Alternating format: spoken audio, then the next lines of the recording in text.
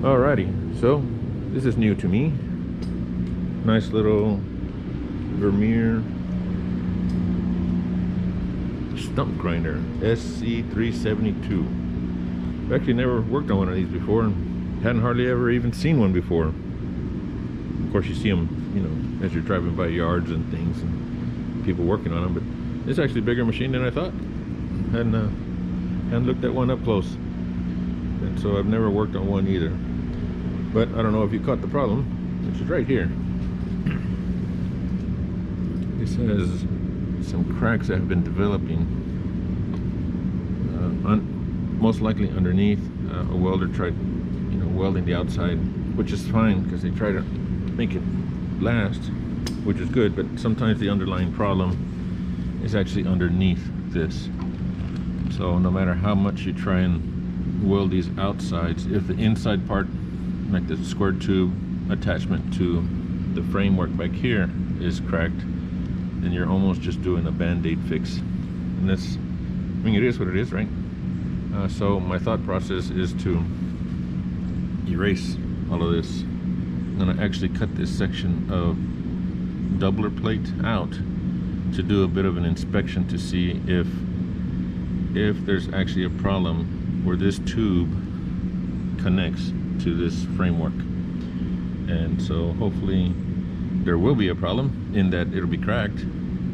That way I can weld it up, then we'll put another piece on top of it, very similar to this, but most likely I will put a little bit thicker piece. This looks like 1/4 inch or 5/16, and I'll put a piece of 3/8 or so.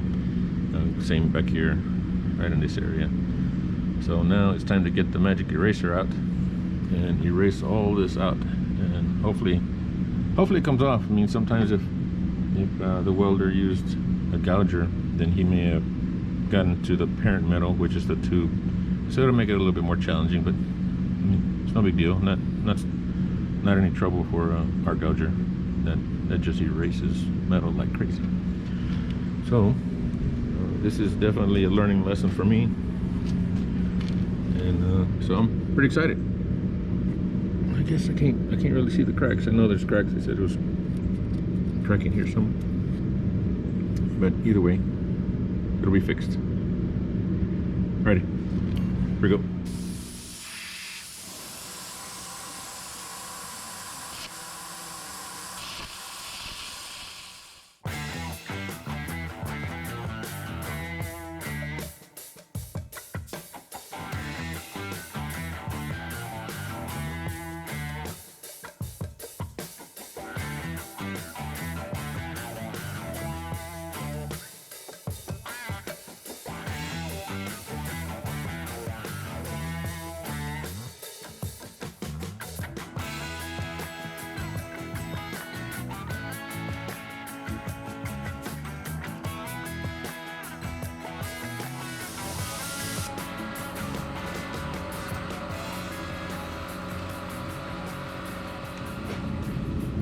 Okay, so just scratching the surface, I already can see some issues. If you do the imaginary line of your square tube continuing this way, all the way down this way, the heel of this bracket is what the tube is resting on to create, I guess, stability. And I'm not a big fan of this design already, because as you look under here, you can stick your hand under here and there's nothing touching or supporting the tube. You can stick your hand way in here and you basically stop right in this area here because of the wedge. And so I don't know how they planned on supporting that from underneath there. I can't really see, I haven't looked yet, but for me to be able to stick my hand up in there that far, it looks like that's the area where it rests. Now that would make perfect sense why it's starting to crack, because as this wheel is spinning, it's wanting to jolt away like that from this whole area. Another thing that I'm not a big fan of, unfortunately, is that this wheel also is on one side of this gearbox, which is, I mean, that's just the way they designed it. It is what it is, right? And so not only that, but you have a twisting motion, a jerking, twisting motion this way as it's hitting. So it's creating a lot of stress. So I'm going to go ahead and continue to actually erase this whole, oh, sorry, not erase, I'm going to take this plate off. Take that plate off there and there, and I may actually have to come down to here and take this off down here and see what's behind all of this. They put this plate as a doubler, then they put an extra support plate on top of it as a small doubler, but obviously it's cracking through. And this little formed I-beam box section, this piece here, this bottom flange of the I-beam ended right here. So it'll be interesting to see if there's a big gap in there after I get all that out. I don't know, but we shall see soon enough. Then hopefully we can make some improvements to that. Okay, let's keep going.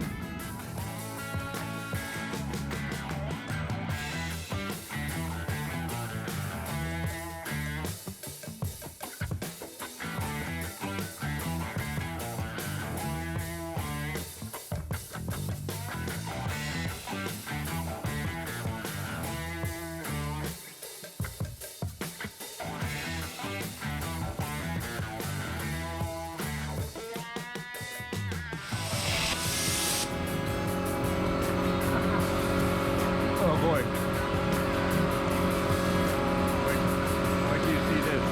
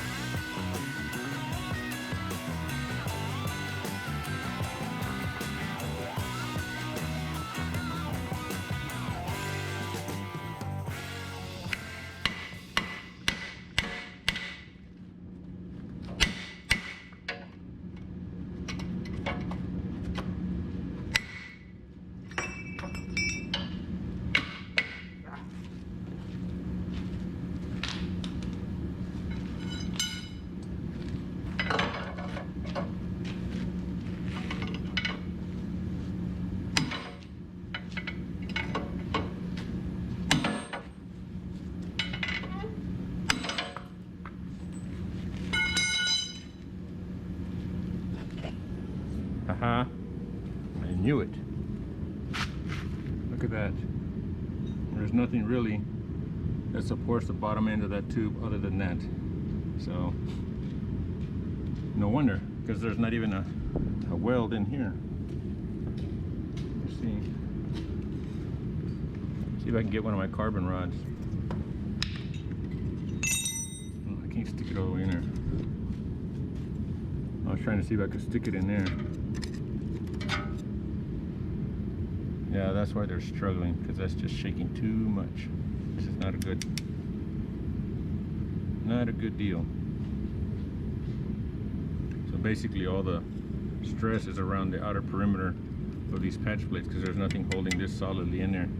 But what I think I'm going to do is I'm going to try and put some weld in there to help hold that to that before I put those plates on, because that's just not right. Let me see that. Get a flashlight. Oh yeah, I don't see why they couldn't have put a weld in there to begin with. Put something to help hold that. That would have made a huge difference. Okay, yeah, so I think I'll go ahead and cut down this way a little bit more to create a big elbow of sorts for strength. And that way at least come down to the end of where this original one is and then just cut across this way. That may help. Plus that weld in there, I want to put, you know, put several passes, you know, maybe I can reach a stick welder in there or something. Put a couple passes maybe, or maybe just one pass at 532, just nice and hot. We'll have to see. I don't want to get too hot because I don't know if this is shaft driven or, I don't know, shaft with the gear. Probably. But that is the problem. All right, now I gotta keep cutting. I'm gonna cut a little bit further down and see See what else shows up down here. Maybe I can put some weld in there. Who knows? All right.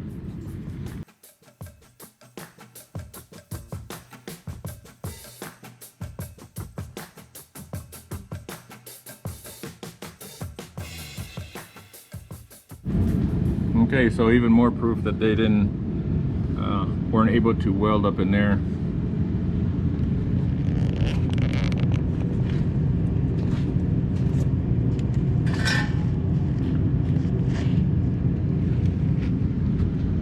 Yeah, that's too bad.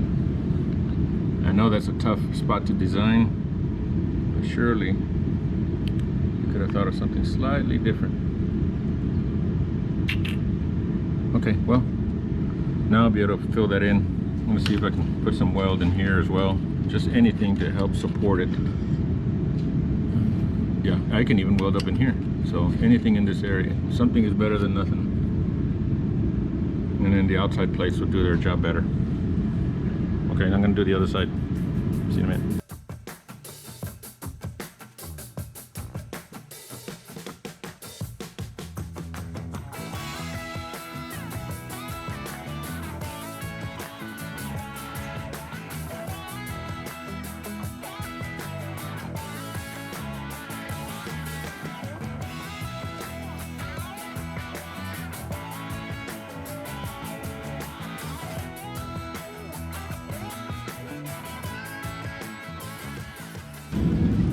Okay, here we are back at it. Got both sides taken care of. Just need to clean it up. And as I mentioned, I think I'm going to try and add some weld in that area there. Below the surface of this area here, just something to put in there. And of course you can't really get in there too well. I mean, you can try with a die grinder and all kinds of stuff, but I think I'm just going to hit it with my needle scaler, kind of clean off the excess rust and dirt. And you know, if something sticks, it's better than nothing. So we'll try that. Clean this up with a grinder.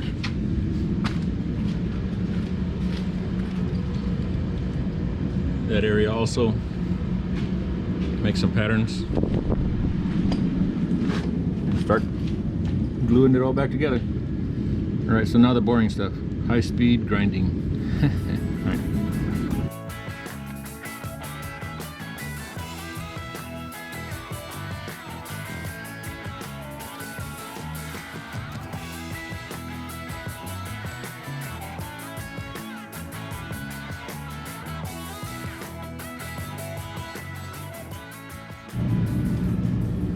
Alrighty, well that was the fastest grinding I've ever done. So now we're at this point here.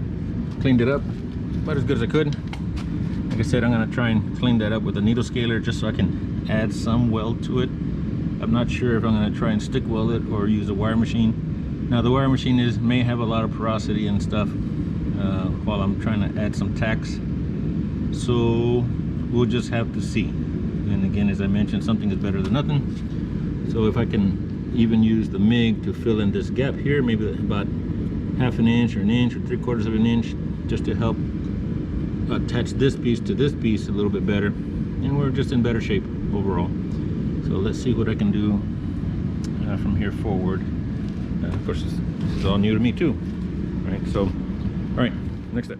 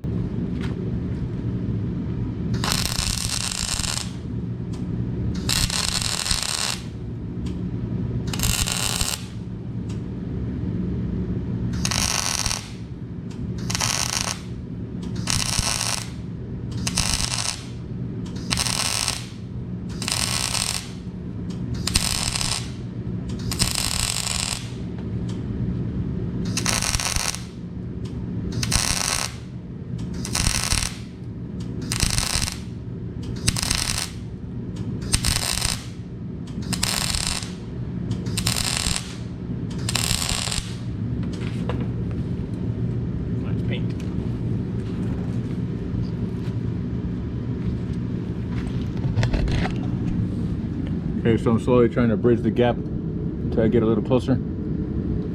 So.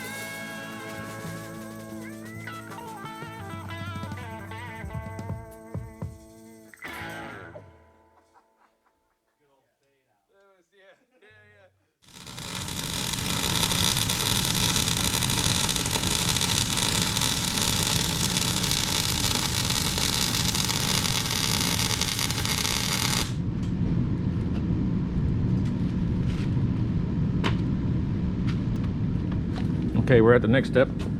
Let me see. I was able to put some weld in there that was below flush, so that when I put that plate across, it doesn't interfere. And I actually was able to put some weld in there, which you can't see it too well. But it only goes in about an inch, inch and a quarter. But again, I put 3 passes, so again, that's better than nothing.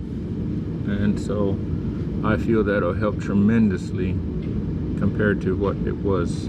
So now the next step is to create a paper pattern to fill that in. I'm sorry, to put the plate back over it, and I think we'll be in good shape. So here we go.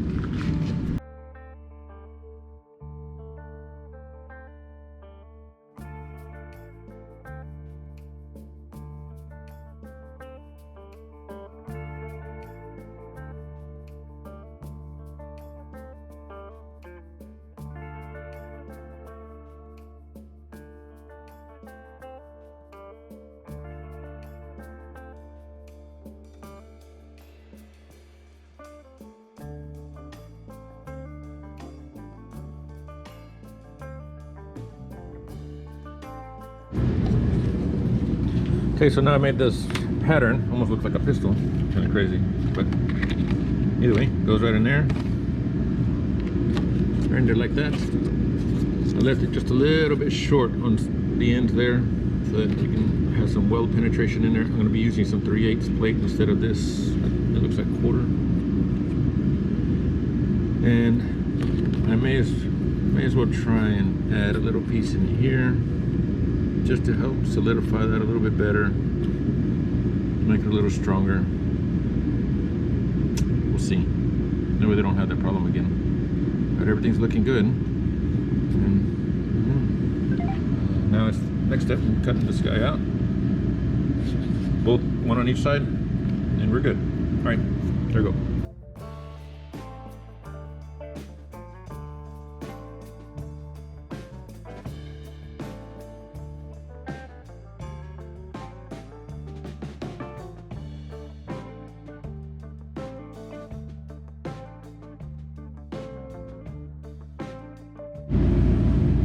Nice. So for added measure, I went ahead and added a little gusset in there just to make sure that I didn't go past this surface, and that should help it even more. So now I'll put the outer gusset on, and I don't think we'll have problem with this again, ever. So things are looking really good. And now I have to cut the plate, the bigger plate, the 3/8. There you go.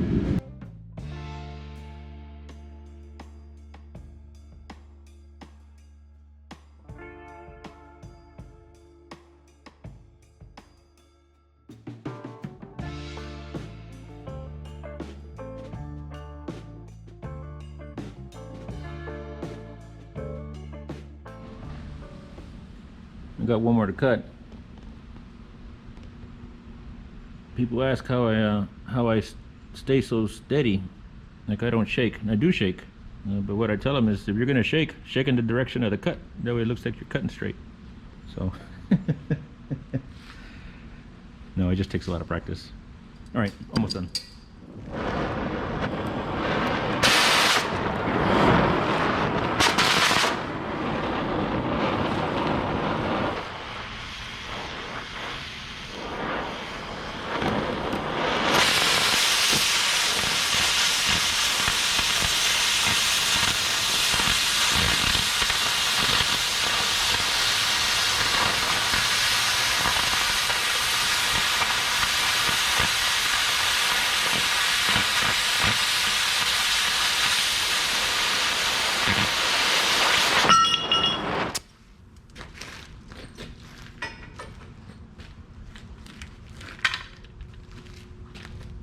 All right, next step. All right, so now I got this piece cut up. This should be good. Looks like a pistol, but whoops. Right in there like that.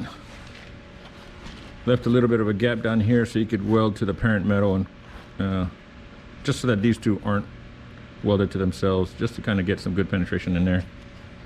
So that looks good there. The little tight tack.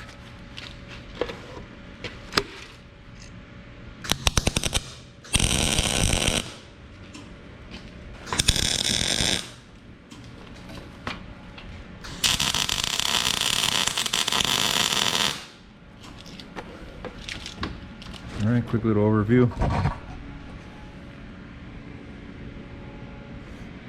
Looks good. Now I shouldn't have any problems. All right, now it's time to weld it up. Time for fast forward.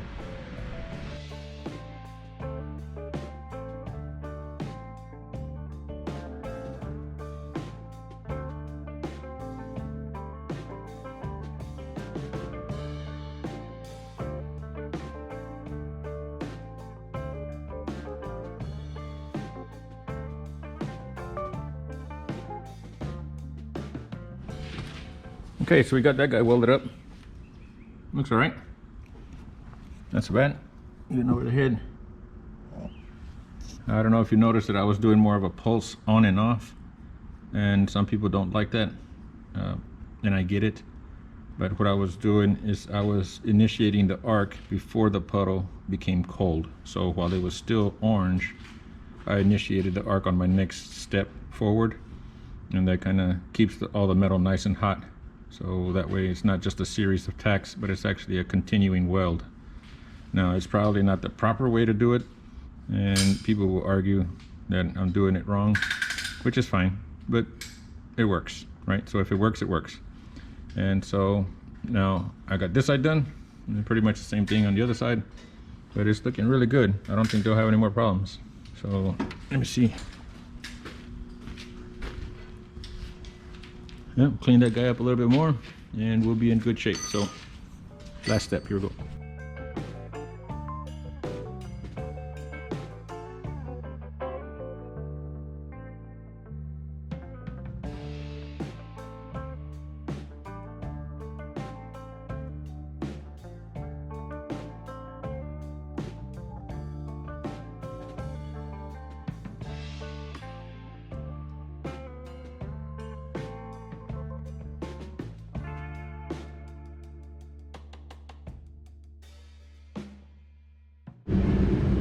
All right, well, I finished it up.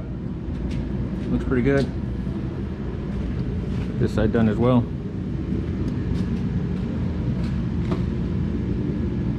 Overall, not bad. Nice little challenge. I mentioned haven't done one of these before, so it was nice.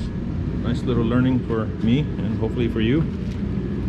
And so, you know, I'm glad we were able to take these pieces off, because no matter how many times any welder would have tried to repair the outside cracks, they would have never gotten to the source of the problem, which was this inner tube not welded to the main structure. And that's partially why I don't like patch plates on any material or any excavators, booms of any sort that I do, because what ends up happening is that it will just spread the load to somewhere else, and you end up having cracks either around the perimeters of your patch plates while hiding the true problem inside.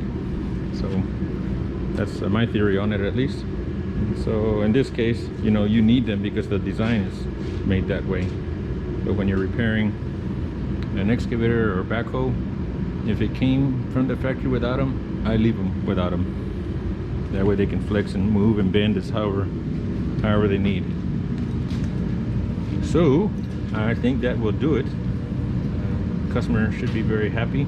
This thing is solid as a rock now. And so if any of you have one of these models, I forget what model this is, I'll connect the battery back on there. And Vermeer all the way around SC372 stump grinder, then most likely you're going to have this problem eventually. So it's unfortunate, but you know, it happens. Sometimes designs get overlooked, or the procedure and the way that they put it together doesn't allow for them to weld in there. Maybe they should put this outer plate on last, weld the tube onto the framework and then weld it on last. Who knows? But that's for Vermeer to figure out. But as for me, I did what I could to improve it, and I think we're doing it all right. It seems to be like you won't have that problem again. So this thing will live to fight another day, and it's a learning. So I'll probably put the description of this thing in the title, because most likely people have problems with it. All right, well, thanks for watching, and I hope you enjoy it, and we'll catch you guys on the next one.